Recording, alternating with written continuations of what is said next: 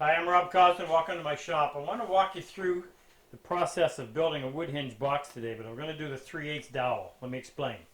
We just came out with a new wood hinge dowel kit, and this kit will allow you to make wood hinge dowels in 1/4 inch, 3/8, half, and 3/4 inch.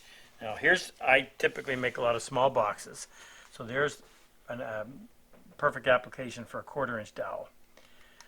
Nice and small. But you get into something a little bit larger, like a box like this, 1/4 inch is a little bit light for a heavy lid, so that's where we move up to the 3/8. And I actually build furniture and I use it in things like blanket chests where you can use the 3/4. I'll show you how this works. With the kit you get 2 drill holders. So this one is designed to hold a 1/16 inch drill bit, and this one is designed to hold 1/8 of an inch. There are 2 set screws.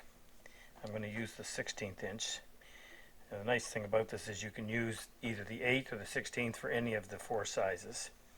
Put the drill bit in from the back end.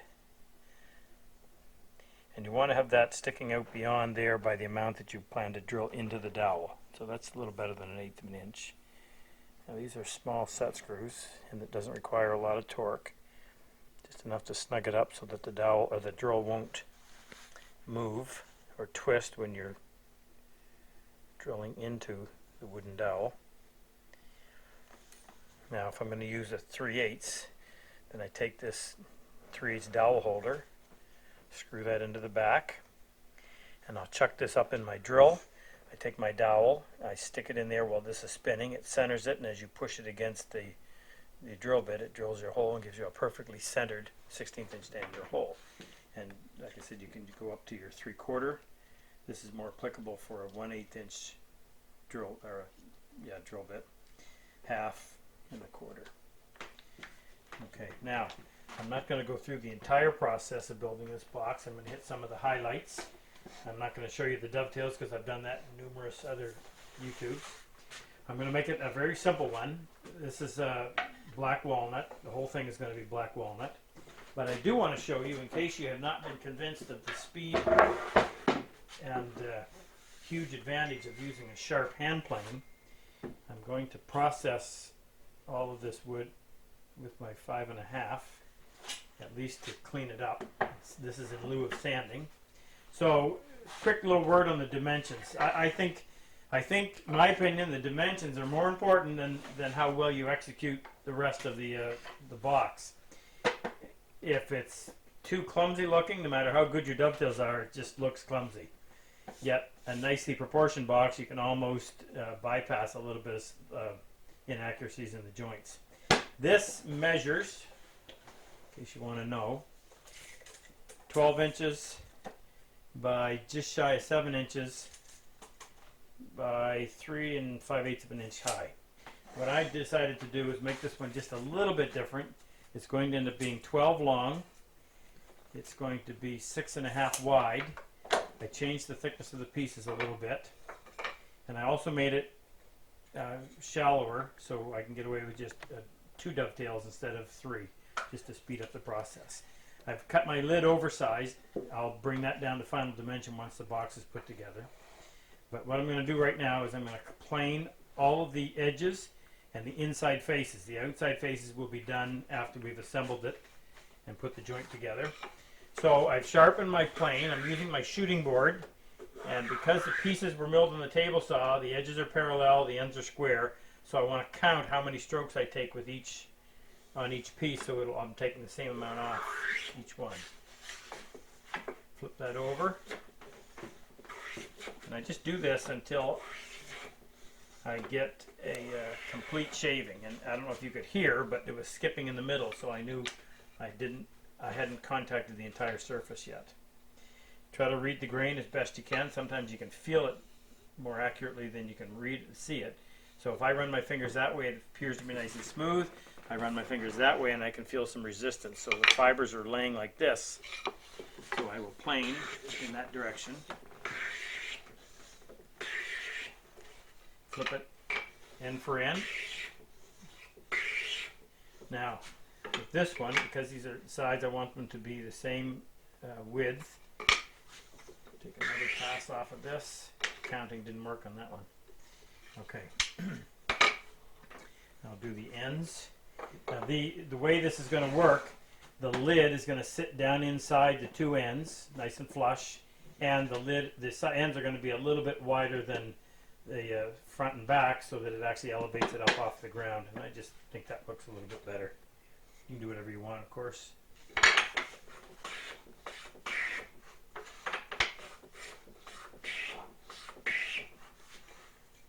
the same thing on this piece.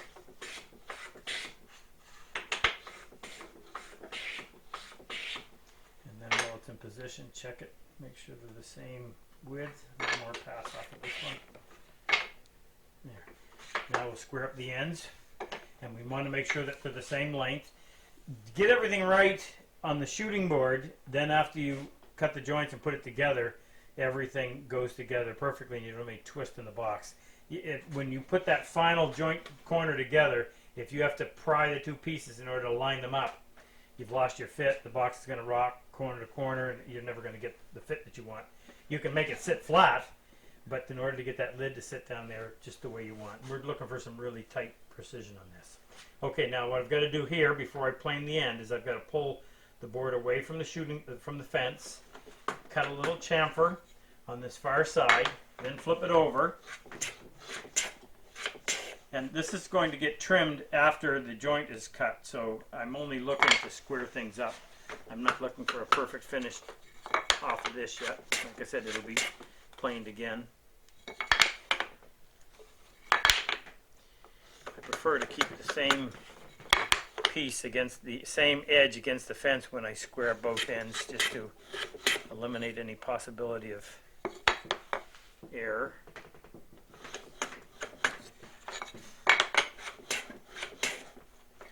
Now I'll do them both and then compare them for length, and if I have to, I'll just make the longer one match the shorter one. One more pass.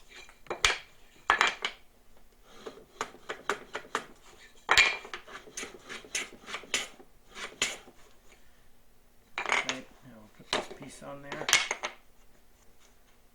Top one's a little bit long.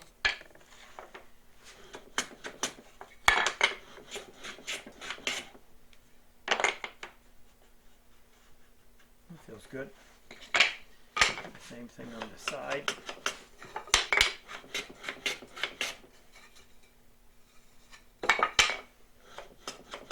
I made the sides 3/8 of an inch, and I kept the ends. I think they're 9/16. I like to do that because if you notice on this one, the ends and the sides are the same thickness. It just makes the dovetails look a little bit too stubby. I prefer to elongate the tail by having a thicker end piece. I think it looks better.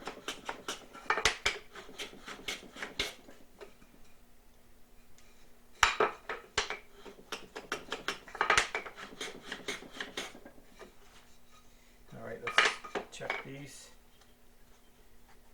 Top one's a bit long.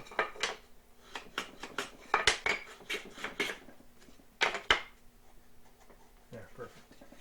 Okay, now we'll plane up the inside. Now I use just a piece of fairly thick MDF. My top side. And I just use it because I have a fairly narrow piece on the back that acts as a stop and just makes it a little bit easier to plane these pieces, or at least to hold them still while planing them. A little bit of wax in the sole of the plane reduces the friction. Now I can't do that in one, maybe I can do it in one pass. Actually it's going to be difficult because it's almost exact width of the blade. And I don't want to miss and end up leaving a little bit, so I'll do it in 2 passes. One on that side, and one on the opposite. The blade hangs out over the edge. Just keep doing that until you get a continuous pass. There's snipe left from the thickness planer. The inaccuracies of power tools. I can still feel a little bit of a snipe mark right there. Alright, I don't know how long that would have taken with sandpaper, but you end up with a beautiful finish in a fraction of the time and no dust.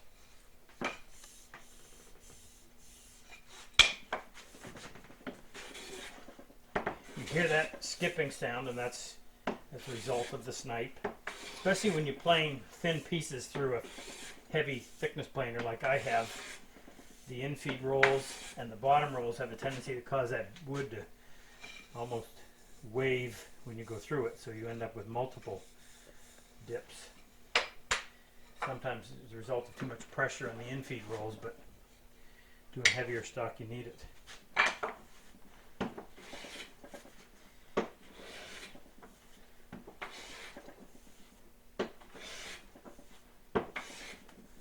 Okay, the way I do the blade, when I sharpen it, I feather those two outside corners so I can have overlaps and have no detectable spot where they do overlap.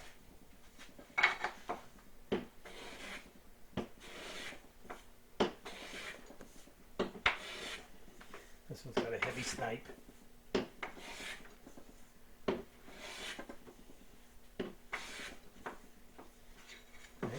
You want that nice and flat because that's going to be the inside, so when you dovetail, that's going to be your baseline, and you want it to close and look nice.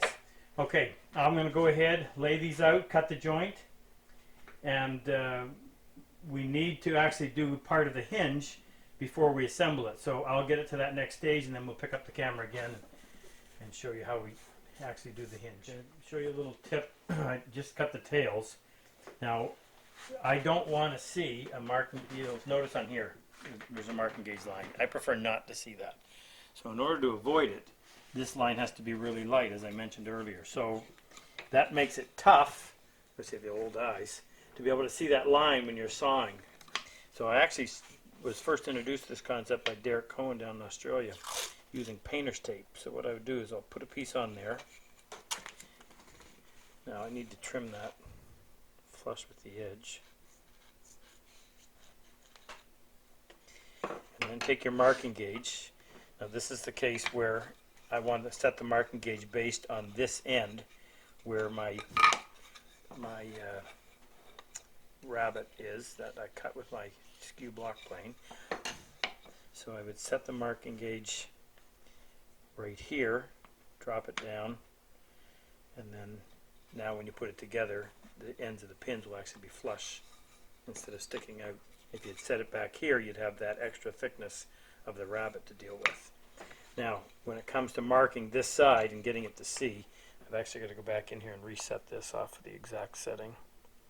This is the inside, so I can cut out as deep as I want. Don't want to see it on the outside, so what I'll do is just cut through that tape, the light pass, and then come in and peel that tape off.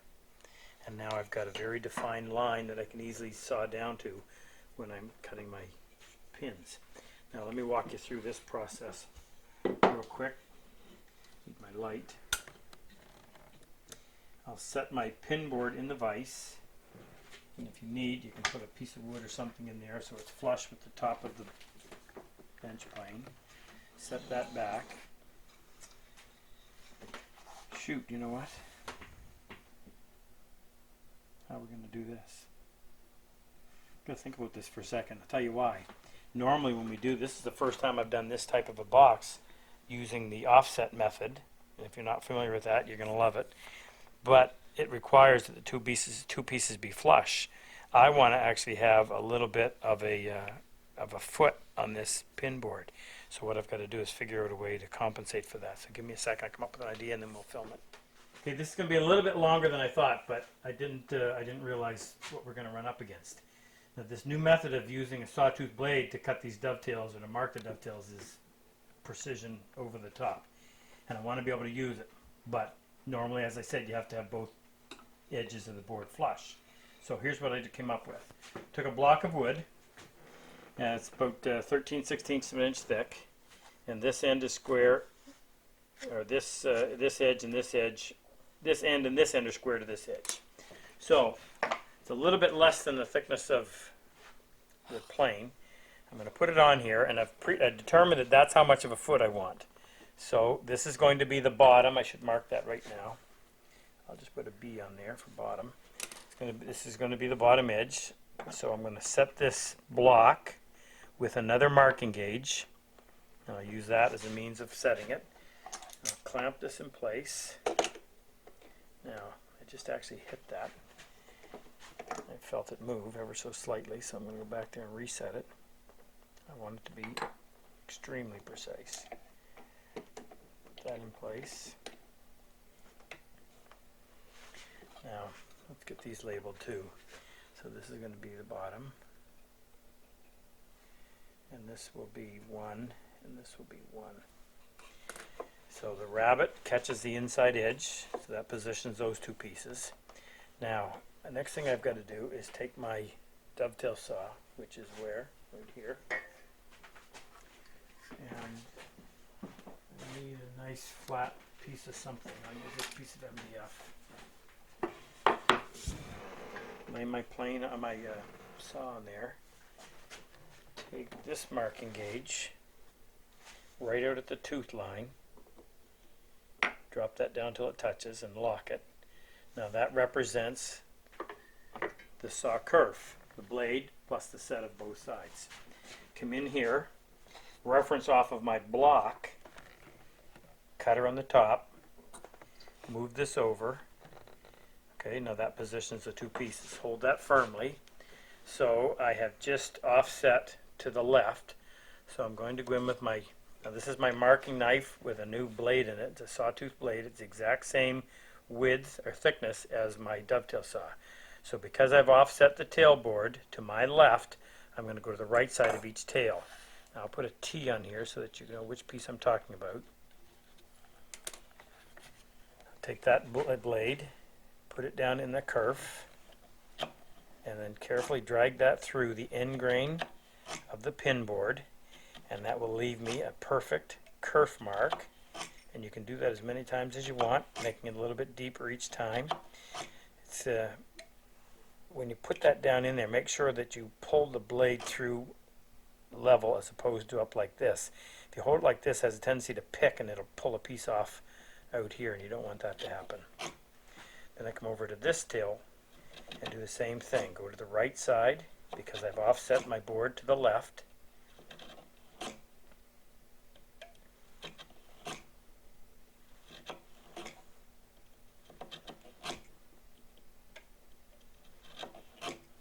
Okay. Now we're going to do the opposite. We've got to offset this to the right. So I'm going to come in here. I'm going to reference the head of the tool against the edge of the tailboard. I'm going to put the cutter on the bottom side, and then when I slide it back, when it touches the block, I've now offset my tailboard to my right. So I'm going to go to the left side of each tail, drop it down in the kerf, and drag it through, and try not to hit the clamp and wreck the sawtooth blade like I just did.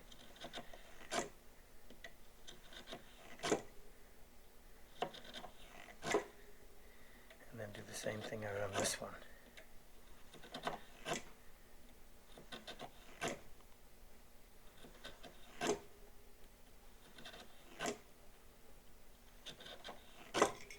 Okay, and when I remove that, I've got a perfect saw kerf.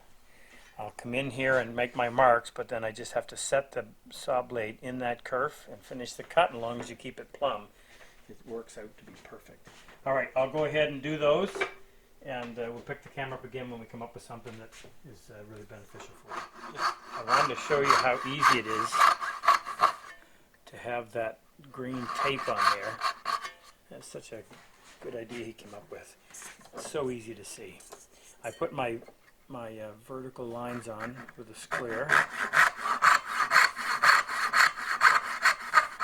and you need to have a really light touch when you put your saw in the kerf so that you're actually following the kerf and not sawing elsewhere. Come right down to your line. Don't go through it. Okay, there. Okay, so dovetails are all cut. Now, before we can go any further, I've got a couple things I have to do. I got to cut the groove for the bottom, but more importantly, I have to route for the hinge in the back. In order to do that, we have to make some dowel. I already made one. I'm going to show you how to do it, and we'll do another YouTube at some point on how we actually do this. But let's go over the table saw, and I'll kind of pick you up on how we make the dowel. What I meant to say is we'll do a YouTube on the dowel jig itself. So I've got some walnut, came out of the same stock that the box came out of, so everything will match. I've cut that down to just barely a strong 3/8 of an inch square. Got the table saw set at 45 degrees down low. And I'm just going to turn this into a hexagon.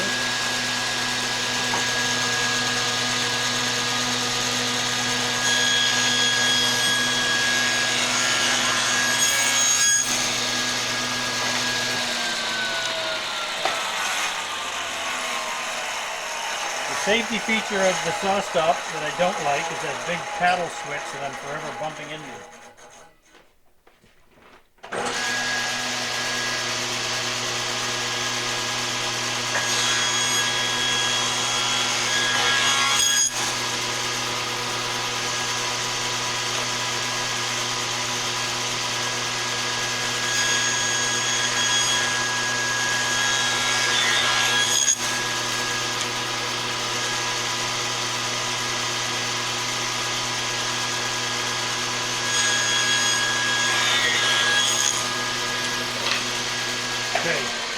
If you look at that, that's easy to do. You just keep adjusting your fence until the part that you're cutting, the flat that you're cutting, the bevel, is the same as the part that's left over.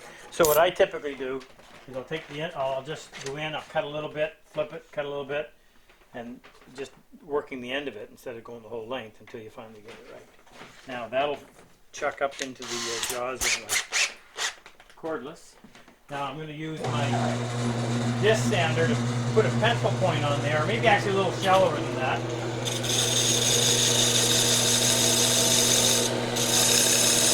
You'll see why in a minute. A lot of electricity. You can actually use a pencil sharpener. I've done that before too. Alright, so here's my jig. It's a piece of babinga. I've cut a hole through it that is 3/8 of an inch in diameter. I used a, I can't remember what it's called, but a flaring tool at the front to give it a wide opening. Positioning that blade so that it's just in the right spot is the hardest part of the whole process. Now, I do this so that I can eyeball along my bench, so I can keep that, I can keep the drill stock parallel to the side of the bench. And as far as height, you kind of have to guess at that. But you really have to have a light hand going through this. And you want to spin it quick enough, fast enough so that it won't, well, it seems like the faster you turn it, the smoother cut you get. And you don't want to turn too fast because you'll burn in there and a whole bunch of things. Like I said, we'll do another YouTube on that someday.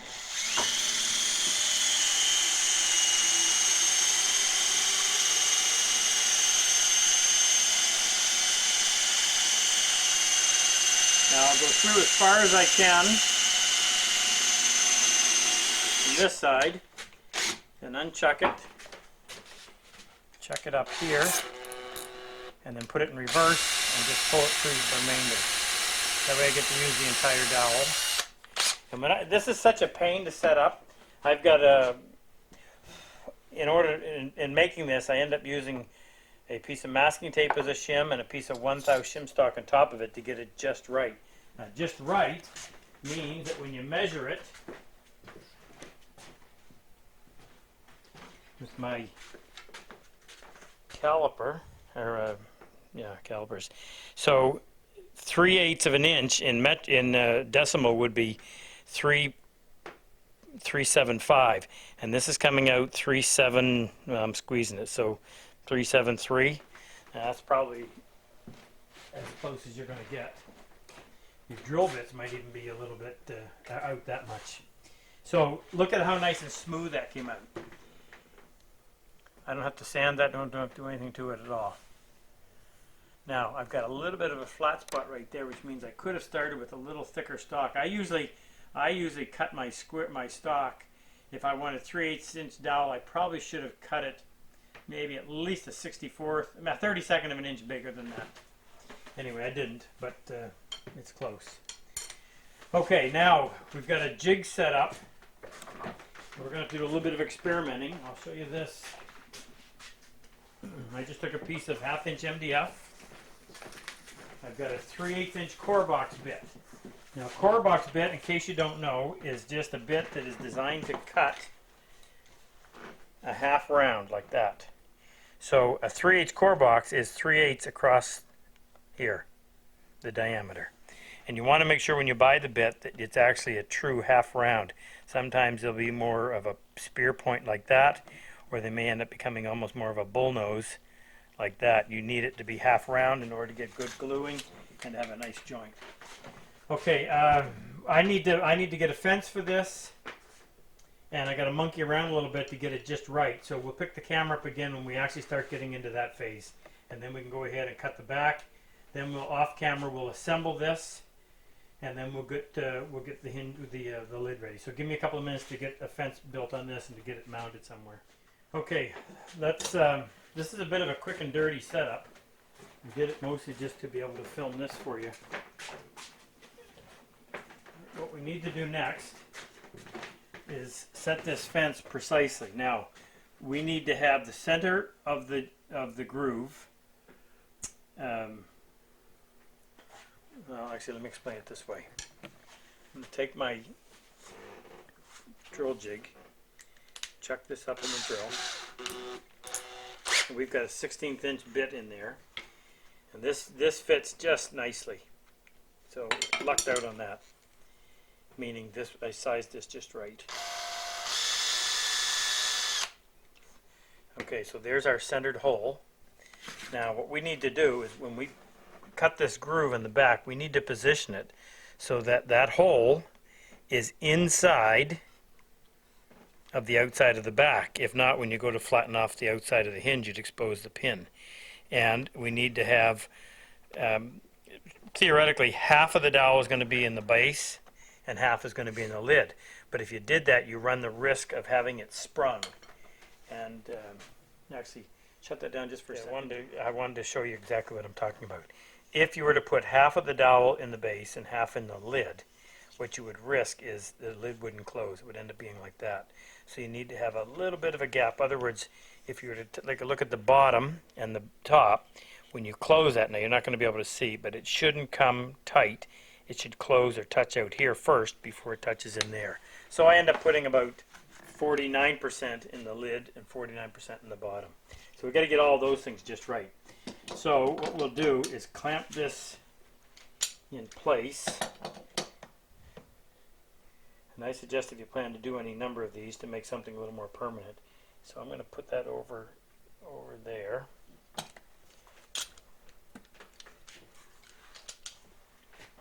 I can get a clamp up through here.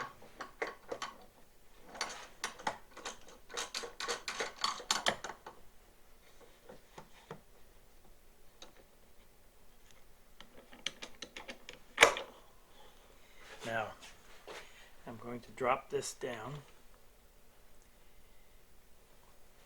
and we'll bring that over, and I'm just guessing on this, but I can see the center point. There's the center point of the core box bit. We've only got a 1/16 inch pivot pin, which means we don't have to have nearly as much wood behind the pivot pin as we did if we had an 1/8 of an inch. So we'll put that right about. Actually, I think I'm going to try it right there. I'll clamp this other side in place.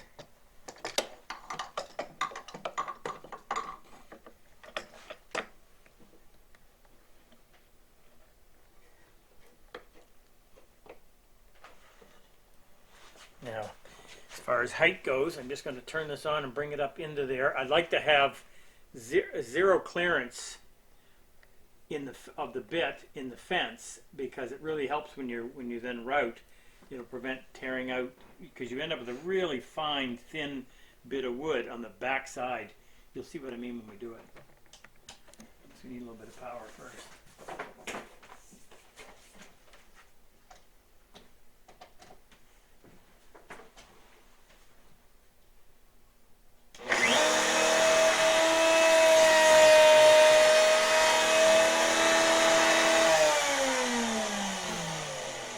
I'm going to get a couple of pieces of scrap, and we're going to mimic the back and the lid, and then we'll put it in place. We'll use that dowel that's already been drilled as our gauge. So give me a second to grab some material. Now there's not much of a gap there at all. So let me show you the remedy. Now I squeeze that tight and put it on. The fact that that's not square means there is a little bit of a gap. But what I'll do as a safety precaution, and I forgot that I used to do this because this will preserve the thickness of my top front to back, is just before I assemble, I'll go in and I'll take a couple of passes off of this, and that will give me that little relief that I need that will help me make sure that the lid closes. So once you have this set up, you don't want to change it because there's going to be a little bit of time between the time that I do the back and I end up doing the lid. So the next move is to decide which of these two pieces, they all look the same, so it's not going to matter. But I typically want the prettiest piece of wood on the front, but like I said, in this case it doesn't matter. That's the two bottoms.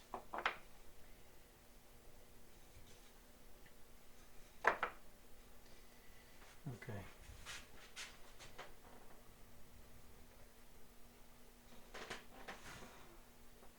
Now, I want to make sure that the, oh, I almost forgot about that. You need to have enough clearance that you don't end up running into the side of the tail, but I do, and I just barely do. And I got to make sure that I don't end up coming out through the tail here. Although, you know what, that would be inside.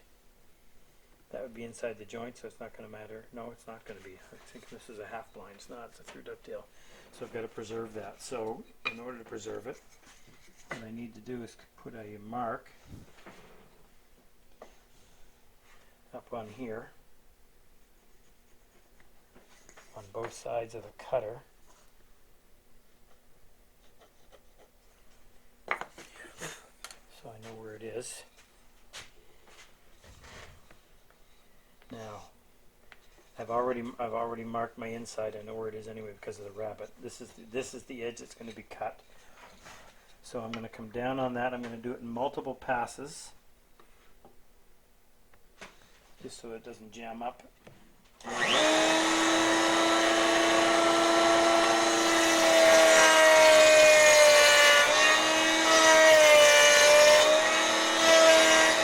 Keep it tight to the fence.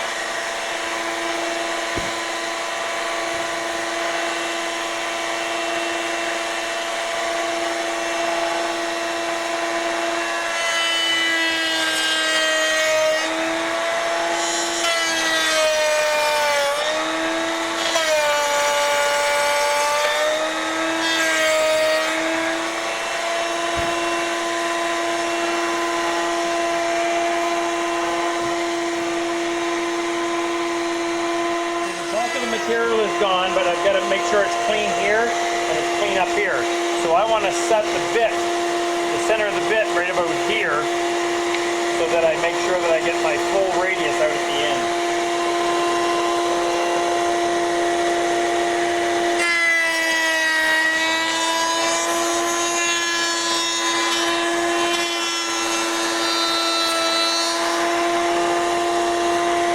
So what I did is just made sure that I could hear that the bit wasn't engaging any wood, and that meant that the center of the bit was probably sitting in this space right there.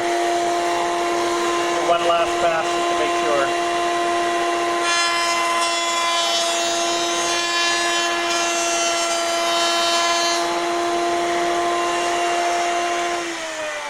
Okay, now this is the part I was telling you about that you want to make sure you protect, and that's that little feather of wood that is going to come up along the outside or the back side of the dowel, so that when you flush that off, there's no seam visible seam anyway.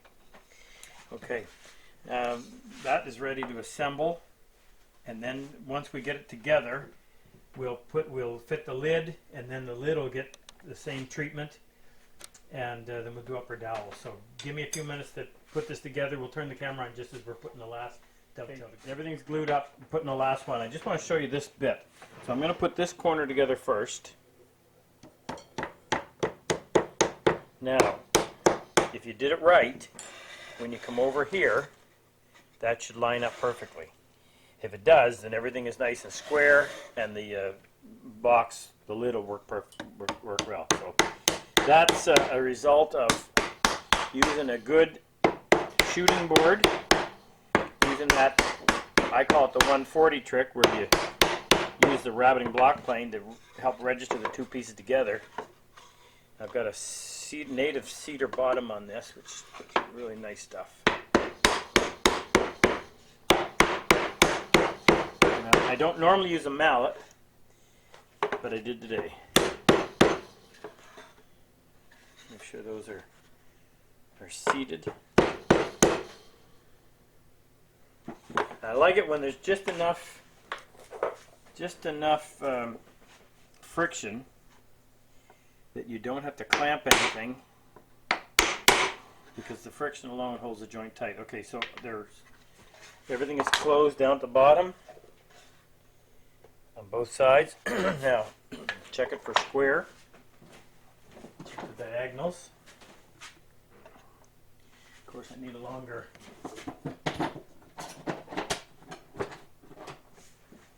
Actually, the real test is setting it on a flat surface and hoping it doesn't rock.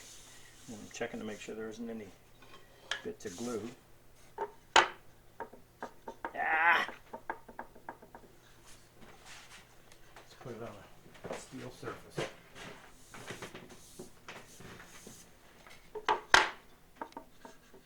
Oh crap. There's a little bit, and I don't understand where that came from. And I'm just going to sight this edge along that edge. That looks pretty close. That's really what's critical. Because what happens is when you put your lid on, if this is not parallel to this, then it's going to touch on one side and it's going to show a gap. Now, while the glue is still wet, if I can just pull that out a little bit, just bearing down corner to corner.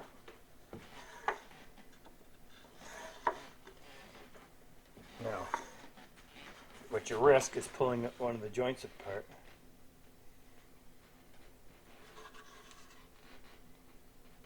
It's alright.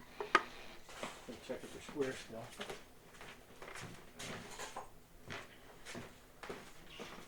We'll go inside to right here.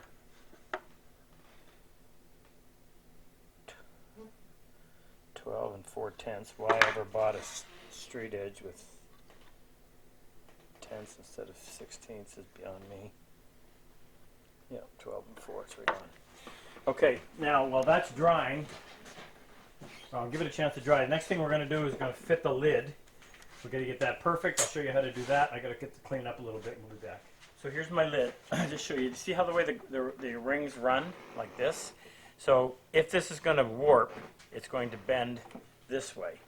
So I want that to be the underside.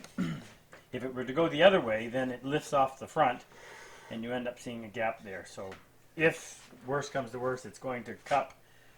You want it to cup in, yeah, I want it to go like that. The inside is done. I'll do the top after. Now what we got to do is we've got to fit it to the opening. So I'm going to first square up the back, or straighten the back. I'll use my shooting board to do that.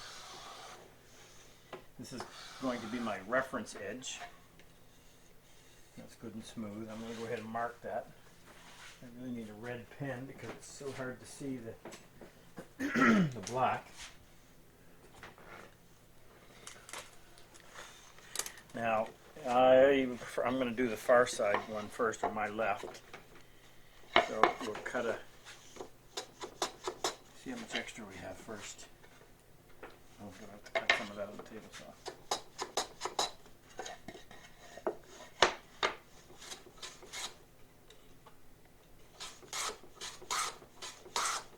Remember, when you're using your shooting board, you've got to be pushing the wood into the plane. You have to push the plane that way harder than you're pushing the board into it.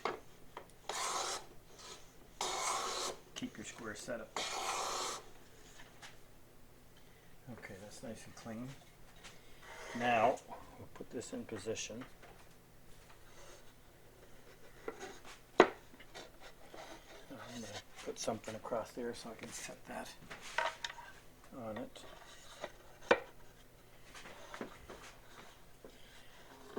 Now, when I say precise, I mean we want this to be really precise. Actually, need something a little bit higher than that. So I'm going to go in here and I want to mark. Use a knife to come in here and somehow transfer those.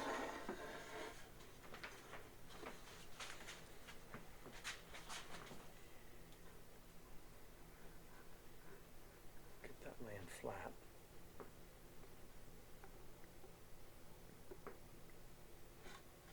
Okay, that's all I want. So there's my mark right here. Now I'm going to go to the table saw and I'll probably cut right about there, and then the rest of that will come down with the plane. So give me a second. So the way I do this final fit is I'll just keep planing this on the shooting board until one of those corners actually goes in. Hopefully they both go in at the same time. And I literally don't want any side-to-side play at all. The board's only going to expand this way, not going to get longer that way, so I can have a really nice snug fit lengthwise. So this is my reference edge. I'm coming here first to cut my chamfer.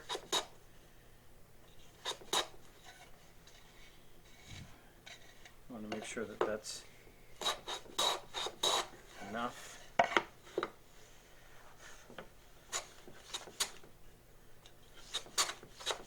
And I cut these off.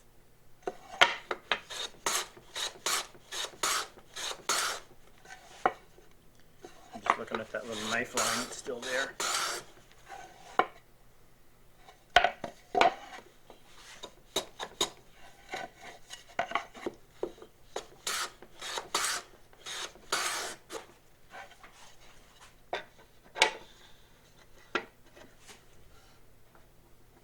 Okay, still got a bit. Still see the knife line too.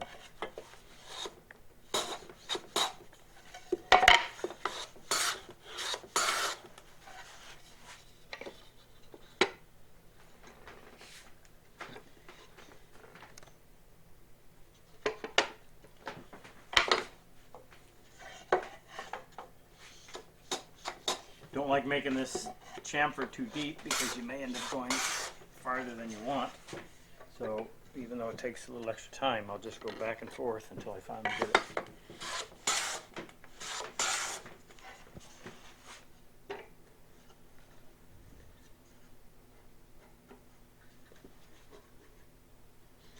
It's really close.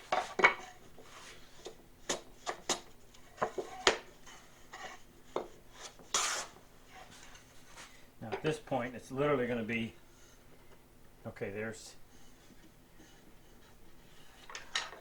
I was going to say it's one pass and then check. So you see how it's a little snugger here than it is at the back. So what I'll do is pull that blade out and just do about a half pass, meaning I just came off, I disengaged somewhere around here. A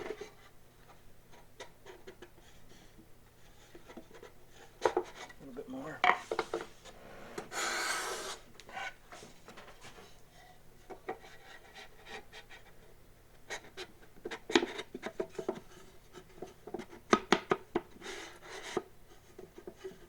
All I'm concerned with right now is making sure that it's the same.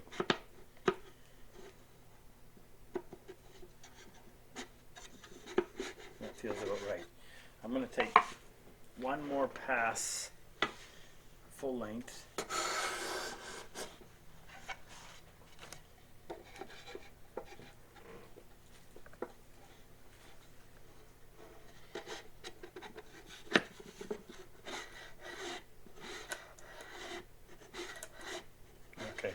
with that. Now, I actually got to put this back in. Next thing we got to do, and that's why I leave this a little bit wider. I've got to line up the back, so that's flush, and this isn't. This is proud, so I'm a little bit fat here. So what I'll do is come in and take about that much of a pass starting here, stretch it out a little, and then take a full length pass.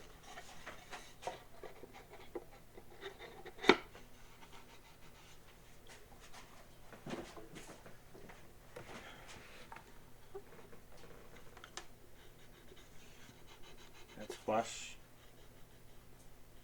This is still proud.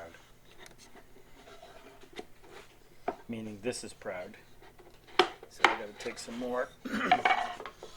Start here, take a pass, come back to about here, take a pass, come back to about here, and then take a full length just to clean it up.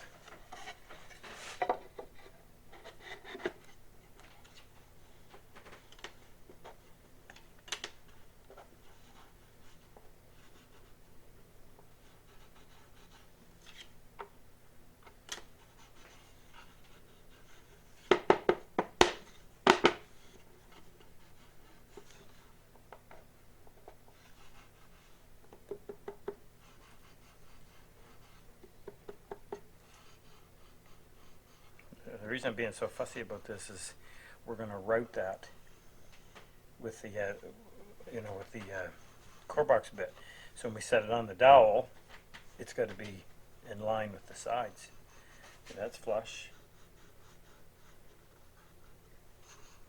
That's flush, and now this is a little bit proud, so I went just a little bit too far. So I'll go from here to about here. And disengage, and then take full length pass. I'll take two. Run my finger along there, make sure that there's no overlap marks.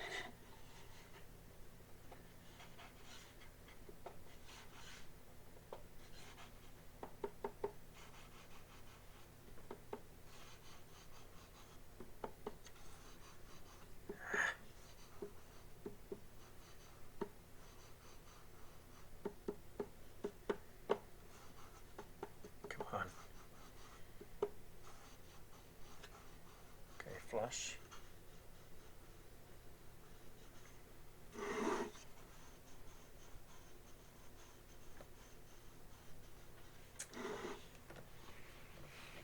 It's flush. That's good. Okay. Now we can go in here and route this.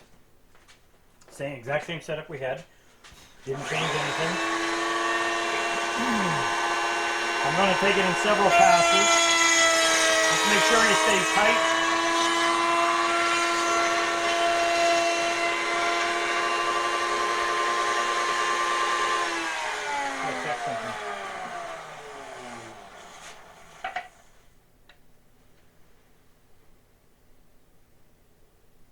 Got a bit of a bump in there.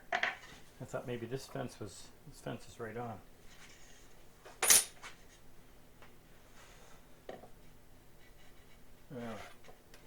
Okay, so I don't know how I did that, but I ended up with a bit of a bump, so I'll take a center section out, and then I'm going to come in about with 1/2 inch, and I'll go to within 1/2 inch on the other end, and then I'll take full length pass.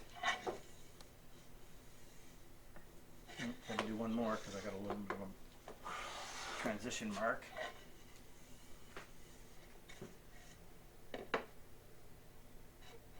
Okay, that's better. Check it on here one more time. Fortunately, I didn't go full depth with the bit.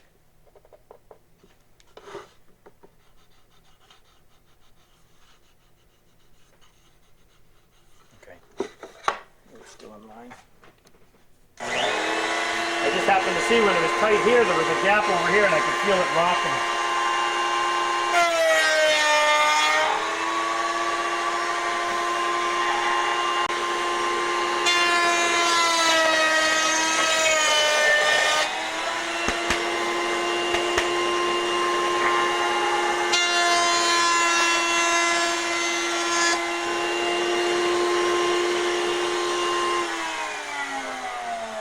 Okay.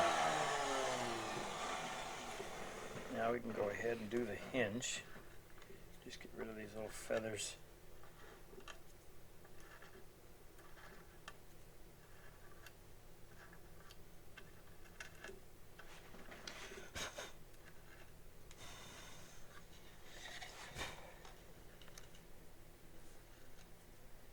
Won't take too much of that off because that's just being careful not to allow that to pull too much off, because it's that little part coming back around that conceals the hinge. Okay, now, so I like to have an odd number of total pieces. I always like to keep more on the bottom than on the top. So if we're going to go with 3 on the top, that means I'm going to need 4 on the bottom. That's what I was screwing up on.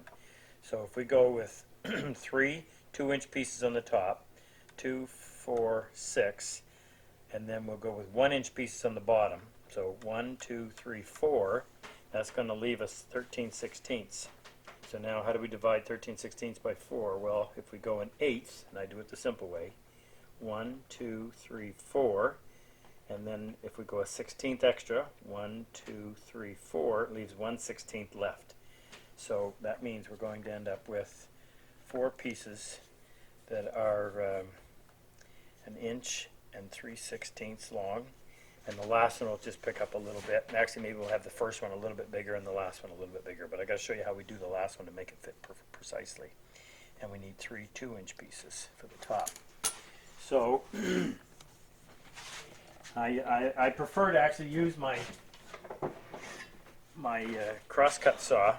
Now this is a little jig that I made, a little bench hook for cutting these, and this is the one I use for the 1/4 inch. So what I've done is I've actually cut a 1/4 inch groove in there, and the reason I do that is it prevents any tear out from the saw on the back side. And I didn't take the time to make one for the 3/8 inch. I haven't done a 3/8 inch dowel hinge in a long time, but anyway, I'm going to take a red pen and draw a line. This is so that when we put it back together we can line up the grain. Now I'm going to cut this off right at the end first so we get a nice square end.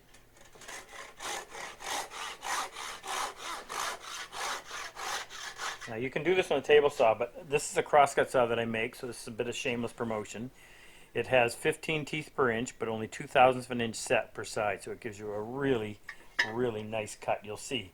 And the idea is the less material we have to remove between each cut, the closer the grain is going to be to matching up. And the idea is that when you have the lid closed, you don't want to be able to see the joints. Okay, so the first one is going to be, I've got this marked off from you doing it in the past. We want 1 inch, and of course I don't have 1 inch and 3/16 on there.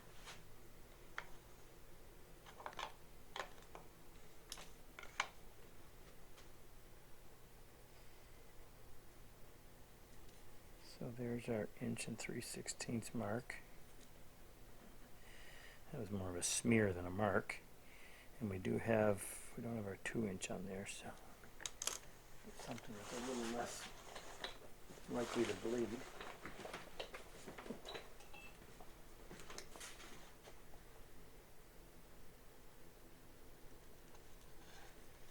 So there's my 2-inch mark.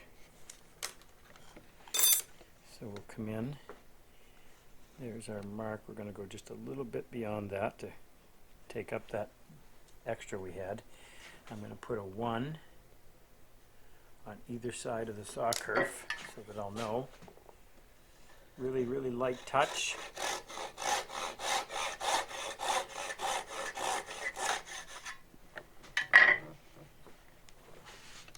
Just set that there for now. Keep track of it. Now we're going to go out to our 2-inch mark.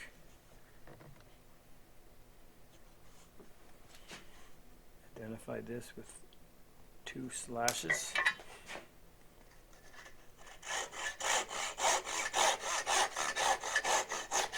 Now I'm going to go right on down the line. I'll stop, and we'll stop now filming. We'll pick it up again at the very last one. We'll show you how this gets fit perfectly. Okay. So this is how much projection we're going to have, or pardon me, this is how deep the hole is going to be, and that's set for just a little stronger than an eighth of an inch. That means what I'll do is I'll cut the rod at about a quarter of an inch, but I'll show you how I do that too. So I take my 3/8 and just screw that on. Chuck this up.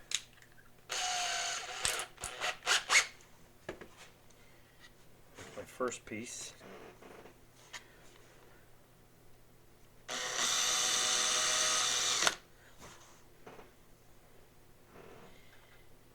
And just so I don't screw things up when it comes time to gluing it together, what I do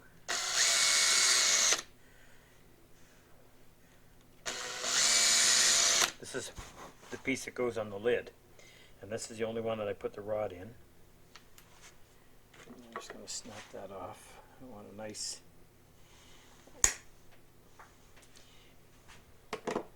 clean cut. So make sure that's in there far enough.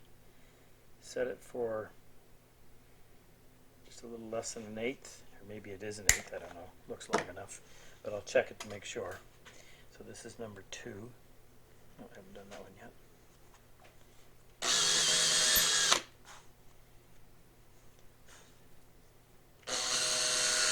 You can see the shavings come out. We drilled these little exit holes in here because when the very first one I had, you'd have to sit there and blow the dust out every time, or else it would accumulate in there and you couldn't get your full depth of cut.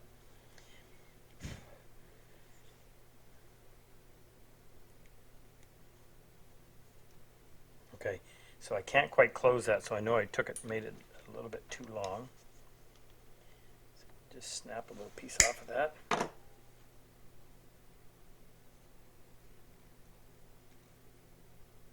Okay, there. Okay, so I will take that out. And as I mentioned, I'll only put pins in the long pieces, and I used to do these all the same length, and then I thought it looked a little bit better if they were staggered or different lengths. So I keep the top ones tend to be longer and fewer in number, and the bottom ones smaller. Okay, so give me a chance to get caught up on all of these, and then we'll show you how we do that last one. Okay, I put this all together. Now you'll know whether or not this has been done properly if the joints are nice and flush. If they're not, it's not going to make for a very good joint at all. And I'm really happy with this, and you may call this more shameless promotion, but this is the first time I've used this kit, the 3/8 one, and that drilled just perfectly. Now, the other thing too is that the dowel was perfectly sized so that it fit in there. It wasn't sloppy. If it's sloppy, you may not get a dead center, and if it's too tight, you're going to have scratch marks all over it. So with this together, this one put up tight against there. I used to do in much smaller boxes. You don't cut yourself when you do this, but what I need to do is make sure this is all tight. Just let me check on this one. No, it's okay.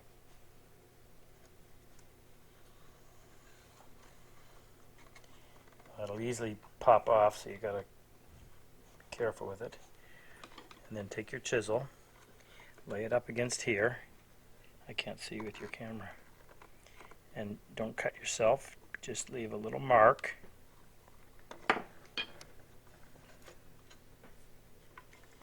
Now, come over to our bench hook. And this is where I prefer to put the stronger magnifiers on. I want to get this right off of the saw. I've gone in before and had to go and try to trim it because I left too much, and that is difficult to do. Now I'm going to put a mark on here. I'm marking it on the waist side. So set that in there.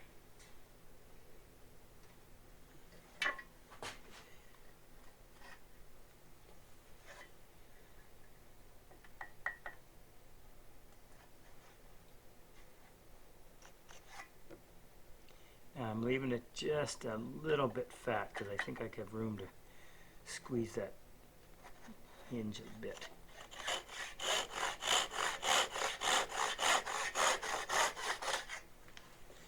Okay, now let's see if that fits in there.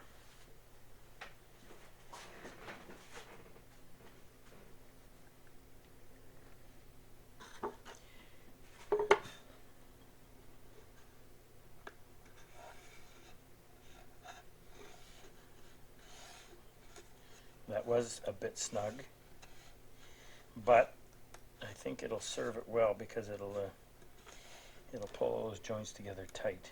That's, you know what, that's just a little bit too much. Shoot. The reason I don't like doing that is because it's hard to plane it on the shooting board without breaking fibers out the back side. So at least that part's coming off. I'll face that against the fence.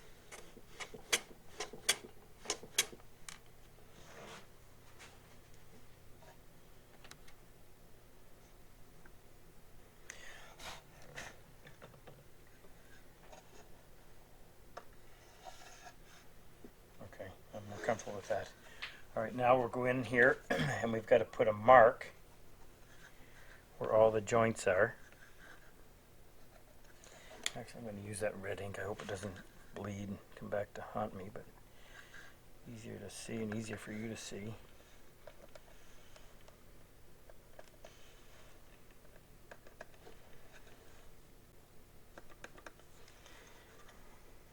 Okay, now the bottom is going to get glued, so I'm going to put a W here because that's going to be waxed, glued here, waxed here, glued here, waxed here, glued there.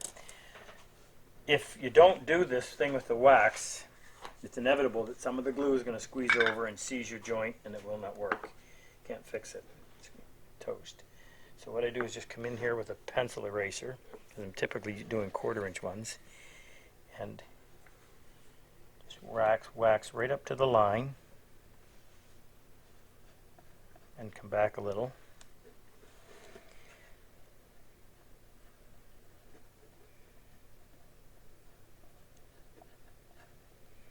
You can also use a Q-tip to do this.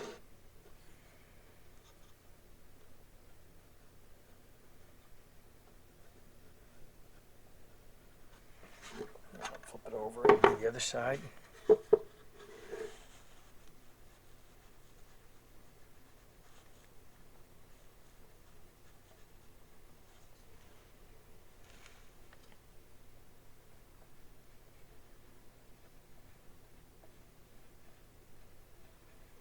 Now I'm going to come in with a Q-tip and just get rid of that excess wax because I don't want it smearing over either.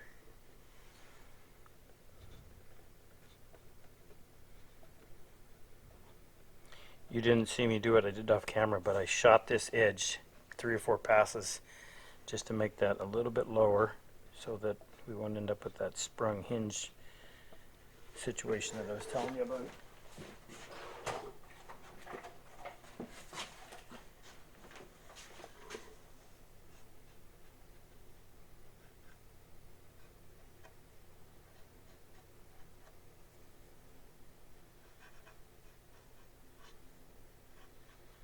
I don't put any finish on the inside of these anyway.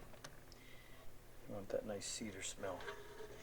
Now I'll take the lid and just put this, hold this in position, and transfer those marks.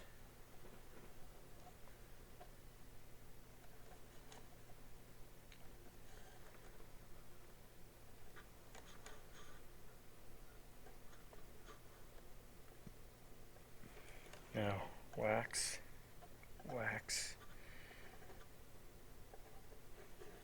Okay, now I'll go ahead and do the same thing there. When we come back, we'll assemble the hinge, glue it in place, clamp it, and we're almost done. One last thing before we put the hinge in, I forgot this too. This, you want to put your finish on the inside of the lid before you do this. Almost very difficult to try to do it after. So what I do is just take a steel rod, 1/4 inch, in this case 3/8, and set it in there like that, and that'll block any finish from getting down in there, and I'll go ahead and spray that. So I'm going to do this edge, this surface, and this edge. The rest of it can be done after the fact. So I'll put a couple of coats on that. I'm just going to spray a lacquer on there, and then we can go ahead and put the hinge in. Okay, the top, there's 3 coats of finish on there, so that's done. Now we're ready. I got the clamps behind me. I have the clamps behind me. I prefer to use these because I don't want to put too much pressure on it. I've got this all lined up, so the red line is all back in order.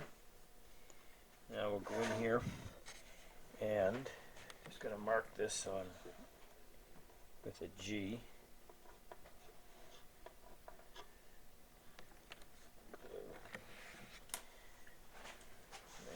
best to.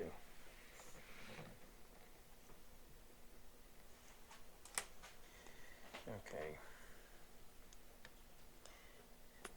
Enough, but not too much. If it's going to come out on the outside.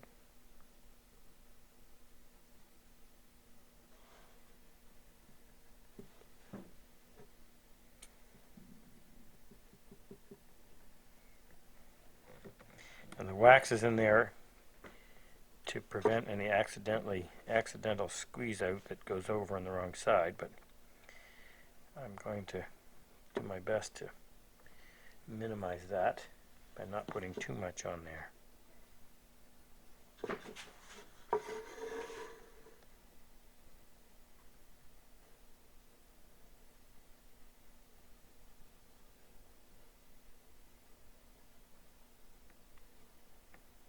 Don't want that sitting there too long.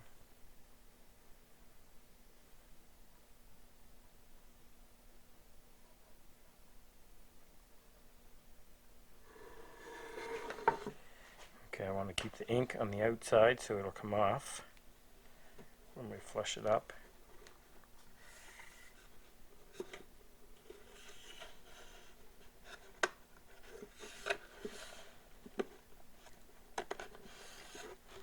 It's snug. Push those ones down. This one will go down when I put the lid on. Do the same thing on the top.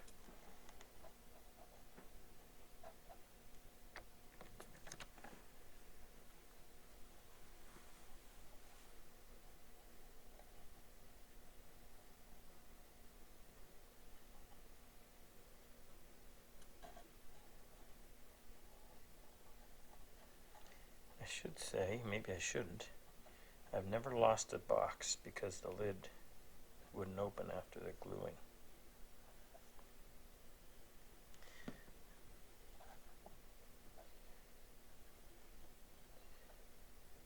Hopefully that won't turn into famous last words.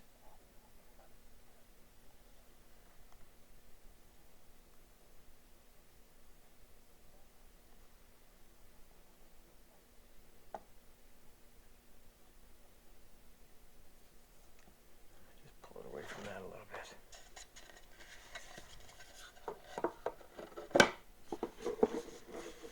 Okay, now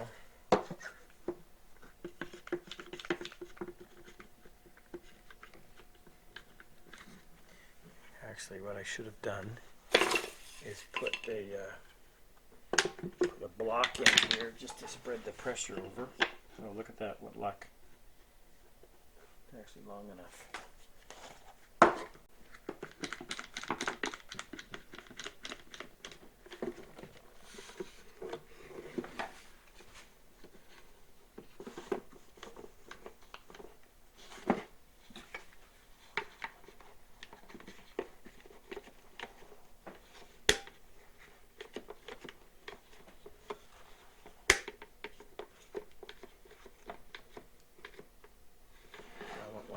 There, and I've got one more.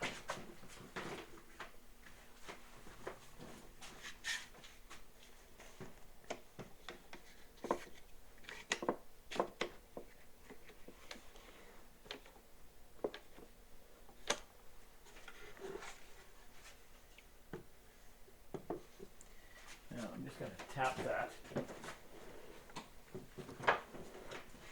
Make sure it's seated.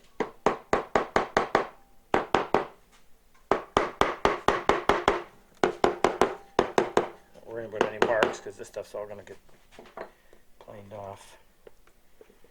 There. Okay, we'll give that 20 minutes to set up and then we'll flush it up.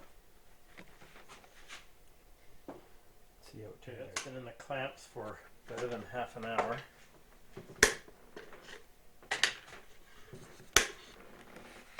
And with that glue, that's plenty. Now, I already planed this up off camera and flushed up the joints. I think the grain direction is this way. And a little boo-boo I made. I forgot to plane those marks off, so I'll have to go and try to do that. And I just noticed a dent I put in Not with the clamp. Shouldn't have done that. Now we just turn this off.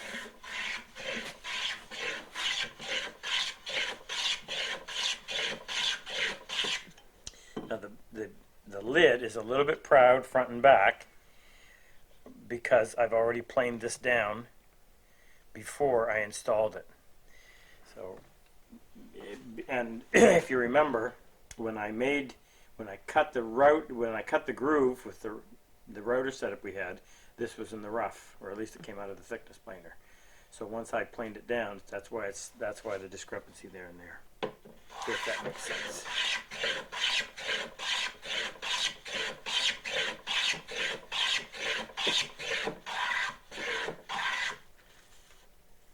I'll pull that blade in a little bit.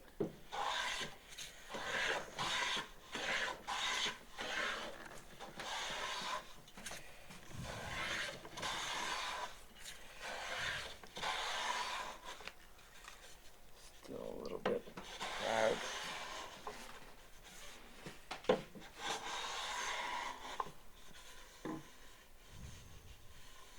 Okay, I'm going to use the block plane, just a shorter sole.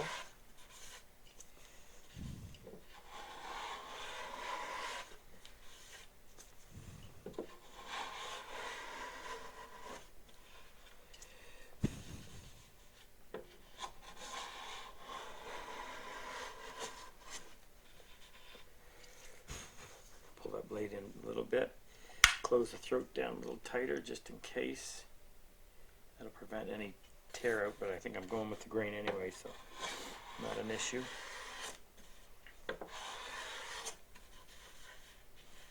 Oh, we need a little more blade than that.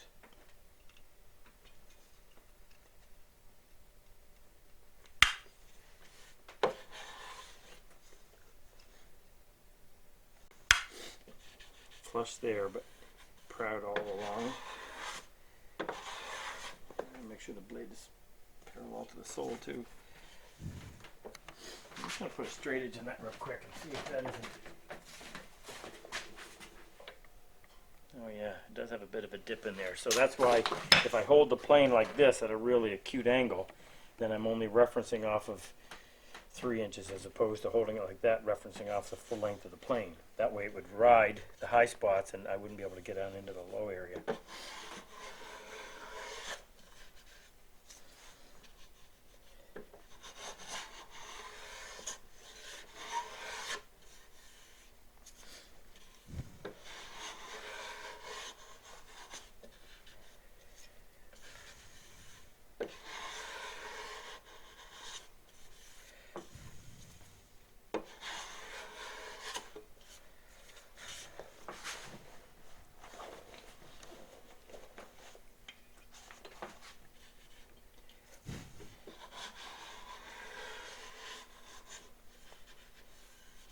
Amongst there.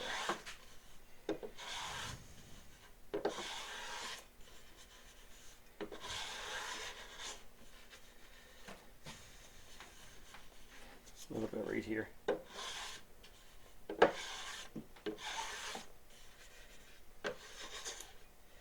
flush, flush, flush, flush, flush. Now I've got to take the top. I've got to take this top down to match the sides, and then plane the lid. But let's open it up. Looks really good as far as I've got glasses on and I can barely see the joints. There you go. Isn't that cool?